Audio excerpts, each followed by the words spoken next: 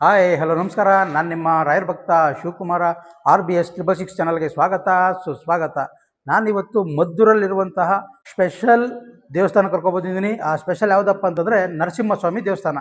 ಈ ನರಸಿಂಹಸ್ವಾಮಿ ದ್ವಾಪರ ಯುಗದ ಕಾಲದಲ್ಲಿ ಇರುವಂತಹ ದೇವಸ್ಥಾನ. ಇದರ ಬಗ್ಗೆ ತಿಳಿಯೋಣ ಬನ್ನಿ. ಈಗ ಒಳಗಡೆ ಹೋಗಿ ದೇವ್ರ ದರ್ಶನ ಮಾಡೋಣ. ಮದ್ದೂರು ಮಹಾಕ್ಷೇತ್ರದ ಶ್ರೀ ನರಸಿಂಹಸ್ವಾಮಿಯವರ ದೇವಾಲಯ ಬೆಂಗಳೂರು ಮೈಸೂರು ಹೆದ್ದಾರಿಯಲ್ಲಿರುವಂತಹ ಶ್ರೀ ಉಗ್ರ ನರಸಿಂಹಸ್ವಾಮಿಯವರ ವಿಗ್ರಹ ವಿಶ್ವದಲ್ಲೇ ಬಹು ಐತಿಹ್ಯ.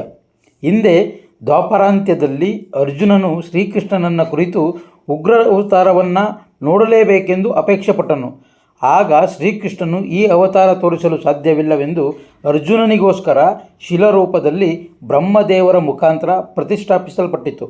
ಆದುದರಿಂದ ಈ ಊರಿಗೆ ಅರ್ಜುನಪುರಿ ಎಂಬ ಹೆಸರು ಇದೆ ಎಂದು ಪ್ರತೀತಿ ಇದೆ. ಶ್ರೀ ನರಸಿಂಹಸ್ವಾಮಿಗೆ 8 ಕೈಗಳು 3 ಕಣ್ಣುಗಳು ಇವೆ. 2 ಕೈಗಳಲ್ಲಿ ಕಳ್ಳನ್ನು ಬಗೆಯಲು, ಮತ್ತೆರಡು ಕೈಗಳಲ್ಲಿ ಕಳ್ಳನ್ನು ಮಾಲೆಯಾಗಿ ಹಾಕಿಕೊಳ್ಳಲು, ಇನ್ನೆರಡು ಕೈಗಳು ಪಾಶಾಂಕುಶಗಳನ್ನು ಹಿಡಿಯಲು, ಉಳಿದೆರಡು ಕೈಗಳು ಶಂಖಚಕ್ರಧಾರಿಯ ಪ್ರತಿಷ್ಠಾಪಿತವಾಗಿದೆ. ಈ ದೇವರ ಎಡಭಾಗದಲ್ಲಿ ಗರುಡ ಹಾಗೂ ಬಲಭಾಗದಲ್ಲಿ ಪ್ರಹ್ಲಾದ ಮೂರ್ತಿಯು ವಿನಮ್ರವಾಗಿ ನಿಂತಿದ್ದಾರೆ. ಈ ಸ್ವಾಮಿಯ 3ನೇ ಕಣ್ಣು ಹಿರಣ್ಯಕಶಿಪುವಿನ ಸಂಹಾರ ಕಾಲದಲ್ಲಿ ಉದ್ಭವವಾಗಿತ್ತೆಂದು ಪ್ರತೀತಿ ಇದೆ. ಈ ದೇವಾಲಯದ ಒಳಾಂಗಣದಲ್ಲಿ ಶ್ರೀನಿವಾಸ ಹಾಗೂ ಕೃಷ್ಣನಿಗೆ ಸ್ತನ್ಯಪಾನ ಮಾಡುತ್ತಿರುವ ಯಶೋಧ ವಿಗ್ರಹಗಳು ಬಹು ಸುಂದರವಾಗಿದೆ. ಒಳಪ್ರಕಾರದಲ್ಲಿ ಸ್ವಾಮಿಯವರ ಪತ್ನಿಯಾದ ಸೌಮ್ಯನಾಯಕಿ ಹಾಗೂ ನರಸಿಂಹನಾಯಕಿ ವಿಗ್ರಹಗಳು ಬಹು ಸುಂದರವಾಗಿವೆ. ಈ ದೇವಾಲಯವು ಹೊಯ್ಸಳರ ಕಾಲದಲ್ಲಿ ಜೀರ್ಣೋದ್ಧಾರವಾಯಿತೆಂದು ತಿಳಿದು ಬರುತ್ತದೆ. ಹಿಂದೆ ಕದಂಬ ಋಷಿಗಳು ಸಮೀಪದಲ್ಲೇ ಹರಿಯುತ್ತಿದ್ದಂತಹ ನದಿಯಲ್ಲಿ ಮಿಂದು ಸ್ವಾಮಿಯವರ ಸೇವಾ ಕೈಂಕರ್ಯಗಳನ್ನು ನಡೆಸುತ್ತಿದ್ದಾಗ ಇದನ್ನು ಕದಂಬ ಪುಣ್ಯಕ್ಷೇತ್ರವೆಂದು, ಈ ನದಿಯ ಕದಂಬ ನದಿ ಎಂದು ಹೆಸರಿತ್ತೆಂದು ಪ್ರತೀತಿ ಇದೆ. ಕೆಲವು ಶತಮಾನಗಳ ಹಿಂದೆ ಪಾಳೆಗಾರರ ಆಳ್ವಿಕೆಯಲ್ಲಿ ಮದ್ದುಗುಂಡುಗಳನ್ನು ತಯಾರಿಸಿ ಶೇಖರಣೆ ಮಾಡುತ್ತಿದ್ದಂಥ ಈ ಊರಿಗೆ ಮದ್ದೂರು ಎಂಬ ಹೆಸರು ಬಂದಿದೆ ಎಂದು ಪ್ರತೀತಿ ಕೂಡ ಇದೆ. ಇಲ್ಲಿಗೆ ಪ್ರತಿಯೊಬ್ಬರು ಬಂದು ದರ್ಶನ ಪಡೆಯಬೇಕಾಗಿ ವಿನಂತಿ. ಏನಕ್ಕೆ ಈ ಮಾತು ಹೇಳ್ತಾ ಇದ್ದೀನಿ ಅಂತಂದ್ರೆ, ನೀವು ಎಲ್ಲ ಕಡೆ ನರಸಿಂಹದೇವರನ್ನ ನೋಡಿರ್ಬಹುದು, ಆದರೆ ಇಲ್ಲಿರುವಂತಹ ನರಸಿಂಹದೇವರನ್ನ ಎಲ್ಲೂ ನೋಡೋಕ್ಕಾಗಲ್ಲ. ಯಾಕೆಂದ್ರೆ ವಿಶ್ವದಲ್ಲೇ ನಂಬರ್ 1 ಆಗಿರುವಂತಹ ಈ ನರಸಿಂಹಸ್ವಾಮಿ, 8 ಕೈಗಳುಳ್ಳಂತಹ ಈ ನರಸಿಂಹಸ್ವಾಮಿ ಪ್ರಪಂಚದಲ್ಲಿ ಎಲ್ಲೂ ಇಲ್ಲ. ಆದರೆ ಇಲ್ಲಿ ನಡೆಯುವಂಥ ಚಮತ್ಕಾರಗಳು ಕೂಡ ಎಲ್ಲೂ ಇಲ್ಲ. ಈಗ ಅಕ್ಕಪಕ್ಕದಲ್ಲಿರುವಂಥ ಎಲ್ಲ ದೇವಸ್ಥಾನಗಳನ್ನ ನೀವು ಒಂದು ಸಲ ಭೇಟಿ ಮಾಡಿದ್ರೆ ನಿಮ್ಗೆ ಅನಿಸುತ್ತೆ, ನಿಮ್ಮ ಮನಸಾರ ಯಾವ ರೀತಿ ಏನೇನು ಕೋರಿಕೆಗಳಿರುತ್ತೋ ಅವೆಲ್ಲ ಖಂಡಿತವಾಗೂ ನೆರವೇರುತ್ತೆ. ಅದು ಉಗ್ರ ನರಸಿಂಹನ ಅವತಾರದಲ್ಲಿರುವಂತಹ ಈ ಏಕೈಕ ದೇವಸ್ಥಾನಕ್ಕೆ ಒಮ್ಮೆ ಆದರೂ ಬಂದು ನೀವು ನೋಡಿ. ಹಾಗೆ ಈ ಸ್ಕ್ರೀನ್ ಮೇಲೆ ಬರ್ತಿರುವಂತಹ ಫೋನ್ ನಂಬರ್ಗೆ ಫೋನ್ ಮಾಡಿಕೊಂಡು ಗೊತ್ತಾಗ್ಲಿಲ್ಲ ಅಂತಂದ್ರೆ ಬರ್ಬೋದು. ಇಲ್ಲ ಅಂತಂದ್ರೆ ನೀವು ಮದ್ದೂರು ಬಂದು ನರಸಿಂಹಸ್ವಾಮಿ ದೇವಸ್ಥಾನಕ್ಕೆ ಅಂತ ಬಂದ್ರೆ ನೀವು ಅಕ್ಕಪಕ್ಕ ಎಲ್ಲಾ ದೇವರುಗಳನ್ನ ನೋಡಬಹುದು. ರಾಯರು ಕೂಡ ಇದ್ದಾರೆ, ಇಲ್ಲಿ ಪಟ್ಟಾಭಿರಾಮ ಇದ್ದಾರೆ. ಎಂತೆಂಥ ಪುಣ್ಯ ಸ್ಥಳ ಒಂದೇ ಕ್ಷೇತ್ರದಲ್ಲಿರುವಂಥದ್ದು. ನೀವು ಒಮ್ಮೆ ಆದರೂ ಬಂದು ಇಲ್ಲಿ ಭೇಟಿ ಮಾಡಿ ನೋಡಿ, ನಿಮ್ಮ ಕಷ್ಟಗಳನ್ನ ದೂರ ಮಾಡಿಕೊಳ್ಳಿ. ಹಾಗೆ ಹಣಕಾಸಿನ ವಿಚಾರವಾಗಿರ್ಬೋದು, ಮಕ್ಕಳಿಲ್ದಿರೋರ ಬಗ್ಗೆ ಆಗಿರ್ಬೋದು, ಮದುವೆ ಆಗದೆ ಇರುವಂಥವ್ರು ಇರ್ಬೋದು, ಇಲ್ಲಿ ಬಂದು ಸ್ವಲ್ಪ ಪೂಜೆ ಮಾಡಿಸಿ ಸ್ವಲ್ಪ ಧ್ಯಾನ ಮಾಡಿದ್ರೆ ಸಾಕು, ನಿಮ್ಮ ಇಷ್ಟಾರ್ಥಗಳನ್ನು ಖಂಡಿತವಾಗಿಯೂ ನೆರವೇರುತ್ತೆ. ಅಂತ ಪವರ್ಫುಲ್ ಆದಂತಹ ನರಸಿಂಹಸ್ವಾಮಿ ದೇವಾಲಯಕ್ಕೆ ನಿಮ್ಮನ್ನ ಕರ್ಕೊಂಡ್ಬಂದಿದ್ದೀನಿ. ನೀವು ಇಲ್ಲಿ ಬಂದ್ರೆ ಶಾಂತಿಯುತವಾದಂತಹ ವಾತಾವರಣ ಕೂಡ ಇದೆ, ಮನಸ್ಸಿಗೆ ನೆಮ್ಮದಿ ಕೂಡ ಸಿಗುತ್ತೆ. ಇಲ್ಲಿ 9 ಪ್ರದಕ್ಷಿಣೆ ಮಾಡಿದ್ರೆ ದೇವಸ್ಥಾನ ಸುತ್ತ ನಿಮ್ಮ ಇಷ್ಟಾರ್ಥಗಳು ಕೂಡ ನೆರವೇರುತ್ತೆ. ಹಾಗೆ ಇಲ್ಲಿ ಎಂತೆಂಥ ಮಹನೀಯರು, ಋಷಿಮುನಿಗಳು ಮತ್ತೆ ಬ್ರಹ್ಮದೇವರು ಪೂಜಿಸಿರುವಂತಹ ಪುಣ್ಯ ಸ್ಥಳವಾದಂತಹ ಈ ಕ್ಷೇತ್ರಕ್ಕೆ ಬಂದು ನೀವು ದರ್ಶನ ಮಾಡಿ ನಿಮ್ಮ ಇಷ್ಟಾರ್ಥಗಳು ಕೂಡ ನೆರವೇರುತ್ತೆ. ಹಾಗೆ ಇಲ್ಲಿನ ಅರ್ಚಕರು ಮತ್ತೆ ಬಂದಂಥ ಭಕ್ತಾದಿಗಳನ್ನು ಕೂಡ ಇಲ್ಲಿ ಮಾತಾಡ್ಸೋಣ. ಏನಕ್ಕೆ ಅಂತಂದ್ರೆ ಅವರಿಗೆ ಇಲ್ಲಿ ಯಾವ್ಯಾವ ರೀತಿ ಒಳ್ಳೇದಾಯ್ತು, ಎಷ್ಟು ದಿನದಲ್ಲಿ ಒಳ್ಳೇದಾಯ್ತು, ಹಾಗೆ ಇಲ್ಲಿಗೆ ಬರುವಂತಹ ಭಕ್ತಾದಿಗಳು ಯಾವ ರೀತಿ ಏನು ನಾವು ವ್ರತ ಮಾಡಬೇಕು ಅನ್ನೋದನ್ನು ಕೂಡ ಕೇಳಿ ತಿಳ್ಕೊಳ್ಳೋಣ. ಹಾಗೆ ಈ ದೇವಸ್ಥಾನದ ಪುರಾಣವನ್ನು ನಾವು ಮೊದಲೇ ತಿಳಿಸಿದಂತೆ ಇದು ಅರ್ಚಕರ ಬಾಯಲ್ಲೂ ಕೂಡ ನಾವು ಕೇಳಿ ತಿಳ್ಕೊಳ್ಳೋಣ. ಏನಕ್ಕೆ ಅಂತಂದ್ರೆ ಇಂಥ ಪುರಾಣ ದೇವಸ್ಥಾನಗಳಲ್ಲಿ ಪವಾಡಗಳು ನಡೆಯುತ್ತವೆ. ಹಾಗೆ ಕದಂಬ ಮಹಾರಾಜಿಗಳು ಪೂಜಿಸಿರುವಂತಹ, ಪಾಂಡವರು ಇಲ್ಲಿ ಬಂದು ಪೂಜಿಸಿರುವಂತಹ ಐತಿಹ್ಯ ಕೂಡ ಇದೆ. ಅಂತ ಪುಣ್ಯ ಕ್ಷೇತ್ರಕ್ಕಾದ್ರೂ ಒಮ್ಮೆ ಇಲ್ಲಿಗೆ ಬಂದು ನೋಡಿ. ಮೈಸೂರು ಬೆಂಗಳೂರು ಹೆದ್ದಾರಿಯಲ್ಲೇ ಇರುವಂತಹ ಮದ್ದೂರು ಗ್ರಾಮದಲ್ಲಿರುವ ಈ ಉಗ್ರ ನರಸಿಂಹ ದೇವಾಲಯಕ್ಕೆ ಒಮ್ಮೆ ಭೇಟಿ ಕೊಟ್ಟು ನಿಮ್ಮ ಇಷ್ಟಾರ್ಥಗಳನ್ನ ನೆರವೇರಿಸಿಕೊಳ್ಳಿ ಎನ್ನುವುದೇ ನಮ್ಮ ಉದ್ದೇಶ. RBS 666 ಚಾನಲ್ನ ಯಾರ್ಯಾರು ಸಬ್ಸ್ಕ್ರೈಬ್ ಮಾಡದೆ ನೋಡ್ತಾ ಇದ್ರೋ ದಯವಿಟ್ಟು ಸಬ್ಸ್ಕ್ರೈಬ್ ಮಾಡಿಕೊಂಡು ವಿಡಿಯೋ ನೋಡಿ ಅಂತ ಹೇಳ್ತಾ, ಹಾಗೆ ನಿಮ್ಮ ಸ್ನೇಹಿತರಿಗೂ ಕೂಡ ಶೇರ್ ಮಾಡಿ. ಬನ್ನಿ ಈಗ ಅರ್ಚಕರನ್ನ ಮಾತಾಡ್ಸೋಣ, ಇದರ ಮಹಿಮೆ ಯಾವ ರೀತಿ ಇದೆ ಅನ್ನೋದನ್ನ ಕೇಳಿ ತಿಳ್ಕೊಳ್ಳೋಣ. ಹಾಗೆ ಇದರಲ್ಲಿ ನೀವು ದೇವಸ್ಥಾನಕ್ಕೆ ಏನಾರ ಬಂದ್ರೆ ದೇವಸ್ಥಾನದ ಹೊರಾಂಗಣದಲ್ಲಿ ಒಮ್ಮೆ ಆದ್ರೂ ಒಂದ್ಸಲ ರೌಂಡ್ ಹಾಕ ಬನ್ನಿ. ಏಕೆಂತಂದ್ರೆ ಯಾವುದೋ ಕೈಲಾಸಕ್ಕೆ ಬಂದಂತ ಭಾಸವಾಗುತ್ತೆ. ಯಾಕೆಂದ್ರೆ ಅಷ್ಟು ಚಿತ್ರಗಳನ್ನ ಹಾಗೆ ಈ ಅಷ್ಟು ಪ್ರತಿಮೆಗಳು ಕೂಡ ಇಲ್ಲಿದೆ ಅಂತ ಪುಣ್ಯ ಕ್ಷೇತ್ರಕ್ಕೆ ಒಮ್ಮೆ ನಾನು ಕೇಳ್ಕೊಳ್ಳೋದಿಷ್ಟೇ, ಇಂಥ ಕ್ಷೇತ್ರಗಳಿಗೆ ಬನ್ನಿ. ನೀವು ಈ ಕ್ಷೇತ್ರದಲ್ಲಿ ಇರುವಂತಹ ವಿಗ್ರಹದ ಪುರಾಣಗಳನ್ನ ಒಮ್ಮೆ ಆದ್ರೂ ನೀವು ಗೊತ್ತಿಲ್ಲ ಅಂತಂದ್ರೆ ಅರ್ಚಕರನ್ನ ಕೇಳಿ, ಅವ್ರು ಹೇಳ್ತಾರೆ. ಯಾವುದೇ ಕಾರಣಕ್ಕೂ ನಿಮ್ಗೆ ಇಲ್ಲ ಅಂತ ಹೇಳಲ್ಲ.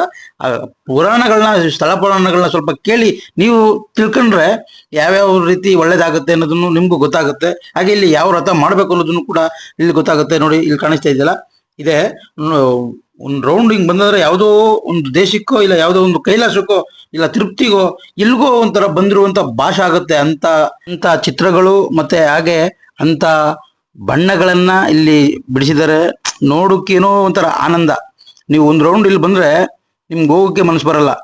ಆ ಥರ ಚಿತ್ರಗಳನ್ನ, ಆ ಥರ ಪೇಂಟ್ಗಳನ್ನ, ಆ ಥರ ಬರಹಗಳನ್ನ ಇಲ್ಲಿ ಬರೆದಿದ್ದಾರೆ. ನೀವು ಇಲ್ಲಿ ಬಂದು ನೀವು ಕಣ್ಣಾರ ನೋಡಿದ್ರೆ, ಈಗ ವಿಡಿಯೋದಲ್ಲಿ ನೋಡಿದ್ರೆ ಒಂದಷ್ಟು ಇದಾಗುತ್ತೆ. ನೀವು ಬಂದು ನೀವು ಕಣ್ಣಾರ ನೋಡಿದ್ರೇನೆ ಒಂಥರ ಮನಸ್ಸಿಗೆ ಆನಂದ ಸಿಗುತ್ತೆ. ನೀವು ಎಲ್ಲೂ ದೂರ ಏನು ಹೋಗಂಗಿಲ್ಲ. ಪದೇ ಪದೇ ಹೇಳ್ತಾ ಇದ್ದೀನಿ, ನೀವು ಮದ್ದೂರು, ಇದು ಮದ್ದೂರಲ್ಲೇ ಇರುವಂತ, ನೀವು ಆಟೋದಲ್ಲಾರ ಬರ್ಬೋದು, ಸ್ವಂತ ವೆಹಿಕಲ್ ಬರ್ಬೋದು, ಬಸ್ ಸ್ಟ್ಯಾಂಡ್ ಇದೆ, ಸ್ವಲ್ಪ ಹತ್ರನೇ ಇದೆ. ಸ್ವಾಮಿಯವರು ತೊಡೆ ಮೇಲೆ ಹಿರಣ್ಯಕಶಿಪು ರಾಕ್ಷಸನ ಮಲಗಿಸ್ಕೊಂಡು ಸಂಹಾರ ಮಾಡ್ತಾ ಇದ್ದಾರೆ. ಹಿರಣ್ಯಕಶಿಪು ರಾಕ್ಷಸ ಸ್ವಾಮಿ ತೊಡೆ ಮೇಲೆ ಮಲಗಿಸ್ಕೊಂಡು ಸಂಹಾರ ಮಾಡ್ತಾ ಇರುವಂತದ್ದು. ಆ ಕಡೆ ತಲೆ, ಈ ಕಡೆ ಕಾಲು.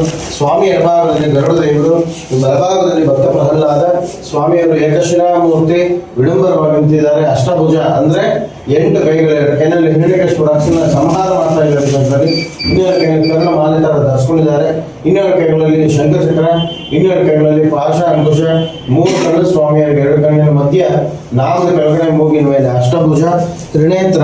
ಉಗ್ರ ನರಸಿಂಹಸ್ವಾಮಿಯವರು ಅಲಂಕಾರ ಮಾಡಿದ ಮುಚ್ಚೋಬಿಟ್ಟಿದೆ. ಅಭಿಷೇಕದ ಸಮಯದಲ್ಲಿ ಎಣ್ಣೆ ಮುರ್ಜನ ಮಾಡಿದಾಗ ಅಥವಾ ಅರ್ಶನ ಸೇವೆ ಮಾಡಿದ್ರೆ ಸ್ಪಷ್ಟವಾಗಿ ಕಾಣಿಸ್ತಾರೆ. ವಿಗ್ರಹ ದ್ವಾಪರಾಂತಿದ್ದು ಬ್ರಹ್ಮದೇವರಿಂದ ಪ್ರತಿಷ್ಠೆ ಆಗಿರೋದು. ದೇವಸ್ಥಾನ ಕಟ್ಟಿರೋದೆಲ್ಲ ಹೊಯ್ಸಳ ಕಾಲದಲ್ಲಿ. ಅಂದ್ರೆ ಇಲ್ಲಿರೋ ಕಂಬಗಳೆಲ್ಲ ಸಂಪೂರ್ಣ ಹೊಯ್ಸಳ ಶೈಲಿ. ಇಲ್ಲಿ ಮಹಾಭಾರತದ ಅಂತ್ಯದಲ್ಲಿ ಅರ್ಜುನ ಶ್ರೀ ಕೃಷ್ಣ ಪರಮಾತ್ಮನ ಕೇಳ್ಕೊಂಡಂತೆ, ಸ್ವಾಮಿ ನನ್ನ ದಶಾವತಾರದಲ್ಲಿ ಈ ತರ ಉಗ್ರ ನರಸಿಂಹ ಸ್ವಾಮಿ ದೊರಕೋ ಬಹಳ ಚೆನ್ನಾಗಿದೆ ಅಂತ. ಅಂದ್ರೆ ಹಿರಣ್ಯಕಶಿಪು ರಾಕ್ಷಸನ ಸಂಹಾರ ಕಾಲ ಬಂದು ಕೃತಯುಗ. 4 ಯುಗಗಳಿದೆ: ಕೃತಯುಗ, ತ್ರೇತಾಯುಗ, ದ್ವಾಪರಯುಗ, ಕಲಿಯುಗ ಅಂತೇಳಿ. ಅದರಲ್ಲಿ ಹಿರಣ್ಯಕಶಿಪು ರಾಕ್ಷಸನ ಸಂಹಾರ ಕಾಲ ಬಂದು ಕೃತಯುಗ. ಕೃತಯುಗದಲ್ಲಿ ಆಗೋಗ್ಬಿಟ್ಟಿದೆ, ಮತ್ತೆ ಮಾಡೋಕ್ಕಾಗೋದಿಲ್ಲ ಅಂತೇಳಿ ಬ್ರಹ್ಮದೇವನ ಕರೆಸಿ ಶಿಲಾವೃತ್ತಲ್ಲಿ ಕೆತ್ತನೆ ಮಾಡಿ ತೋರಿಸುತ್ತೆ. ಇದೇ ತರನೇ ನಾನು ಹಿರಣ್ಯಕಶಿಪು ರಾಕ್ಷಸನ ಸಂಹಾರ ಮಾಡಿದ್ದು ಅಂತೇಳಿ ಅರ್ಜುನನಿಗಾಗಿ ಪ್ರತಿಷ್ಠೆ ಮಾಡಿಂದ ಇವ್ರಿಗೆ ಮೊದಲ ಒಂದು ಹೆಸರು ಅರ್ಜುನಪುರಿ ಅಂತ. ಅದಾದ ನಂತರ ಇಲ್ಲಿ ಕದಂಬ ಋಷಿಗಳವರು ಹತ್ತಿರದಲ್ಲಿ ಶಿಂಶಾನ ನದಿಗೆ ಹೋಗಿ ನಿತ್ಯ ಕರ್ಮಗಳೆಲ್ಲ ಮುಗಿಸ್ಕೊಂಡು ಬಂದು ಸ್ವಾಮಿ ಸೇವೆಯನ್ನು ಮಾಡ್ತಂತೆ. ಅವರ ಹೆಸರಾಗಿ ಇವ್ರಿಗೆ ಕದಂಬ ನದಿ ಕ್ಷೇತ್ರ, ಕದಂಬ ಪುಣ್ಯಕ್ಷೇತ್ರ ಅನ್ನೋದು 2ನೇ ಹೆಸರಾಯಿತು. ಆನಂತರ ಪಾಳೆಗಾರ ಕಾಲದಲ್ಲಿ ಇವನಲ್ಲಿ ಮದ್ದು ಮತ್ತು ಗುಂಡುಗಳನ್ನ ತಯಾರು ಮಾಡ್ತಾ ಇದ್ರು. ಅದರಿಂದ ಇಲ್ಲಿ ಮದ್ದಿನವರು, ಮದ್ದೂರು ಅಂತ ಹೇಳಿದ್ರೆ ಹೆಸರು. ಅಮನೂರು ಮೇಲೆ ಸ್ವಾಮಿಯವರು ಶಾಂತರಾದ ಸ್ವಾಮಿಯವರಿಗೆ ಇಬ್ಬರು ಅಮನರು, ಸೌಮ್ಯನಾಯಕಿ, ನರಸಿಂಹನಾಯಕಿ ಅಂತೇಳಿ ದೇವಸ್ಥಾನ ಪ್ರಾಕಾರದಲ್ಲಿದ್ದಾರೆ. ಮತ್ತು ದೇವಸ್ಥಾನ ಎಡಭಾಗದಲ್ಲಿ 16 ಅಡಿ ಮತ್ತು ವರದರಾಜ ಸ್ವಾಮಿ ದೇವಸ್ಥಾನ ಇದೆ. ಇಲ್ಲಿ ನೀವು ದರ್ಶನ ಮಾಡಿದ್ರೆ ತಮಿಳುನಾಡು ಕಾಂಚೀಪುರಂಗೆ ಹೋಗಿ ದರ್ಶನ ಮಾಡಿದಷ್ಟು, ಇಲ್ಲಿ ಹೋಗಿ ನೀವು ದರ್ಶನ ಮಾಡಿದ್ರೆ ತಮಿಳುನಾಡು ಕಾಂಚೀಪುರಂಗೆ ಹೋಗಿ ದರ್ಶನ ಮಾಡಿದಷ್ಟು ಪುಣ್ಯ ಉಂಟು ಅಂತೇಳಿ ಭಾಳ ವಿಶೇಷ. ಕಣ್ಣಿನ ಬಗ್ಗೆ ಏನಾದರೂ ಲೋಪದೋಷಗಳೇನಾದರೂ ಇದ್ದರೆ ಸ್ವಾಮಿ ದರ್ಶನ ಮಾಡೋದ್ರಿಂದ, ಪ್ರಾರ್ಥನೆ ಮಾಡೋದ್ರಿಂದ ನಿವಾರಣೆ ಆಗುತ್ತೆ ಅಂತ ಭಾಳ ವಿಶೇಷ. ಇವರು ಉಗ್ರ ನರಸಿಂಹ ಸ್ವಾಮಿಯವರು ಇಲ್ಲಿ ಮದುವೆ ಆಗದೇ ಇದ್ದವ್ರಿಗೆ ಮತ್ತು ಸಂತಾನಮನ ಆಗದೇ ಇದ್ದವ್ರಿಗೆ ಸ್ವಾಮಿ ದರ್ಶನ ಮಾಡೋದ್ರಿಂದ, ಪ್ರಾರ್ಥನೆ ಮಾಡೋದ್ರಿಂದ ಏನಾದರೂ ದೋಷಗಳಿದ್ದರೆ ನಿವಾರಣೆ ಆಗುತ್ತೆ ಅಂತೇಳಿ ಭಾಳ ವಿಶೇಷ. ಇಲ್ಲಿ ಶನಿವಾರ, ಭಾನುವಾರ, ಮಂಗಳವಾರ, ಅಮಾವಾಸ್ಯೆ, ಪೌರ್ಣಮಿ, ಸ್ವಾತಿ ನಕ್ಷತ್ರದಲ್ಲಿ ದೇವರಿಗೆ ಪಂಚಾಮೃತ ಅಭಿಷೇಕ ಇರುತ್ತೆ. 10:00ವರೆಗೆ ಶುರು ಮಾಡ್ತೀವಿ. ಏನಾದರೂ ಇದ್ದರೆ ನೀವು ಫೋನ್ ಮಾಡಿ ಹೇಳಿದ್ರೆ ನಮಗೆ ನಾವೆಲ್ಲ ವ್ಯವಸ್ಥೆ ಮಾಡಿಕೊಡ್ತೀವಿ. ಫೋನ್ ಮಾಡ್ಕೊಂಡು ಬರ್ಬೋದು. ಸರಿ, ನಿಮ್ಮ ಹೆಸರು? ನನ್ನ ಹೆಸರು ಪ್ರಶಾಂತ್ ಅಂತ. ಇಲ್ಲಿ ಪ್ರಧಾನ ಅರ್ಚಕ ಟಿ ನಾರಾಯಣ್ ಅಂತ ಹೇಳಿದ್ದಾರೆ. ಅವ್ರನ್ನ ಕಾಂಟ್ಯಾಕ್ಟ್ ಮಾಡಿದ್ರೆ ಎಲ್ಲ ಥರದ್ದು ಅನುಕೂಲನೂ ನಿಮಗೆ ಆಗುತ್ತೆ.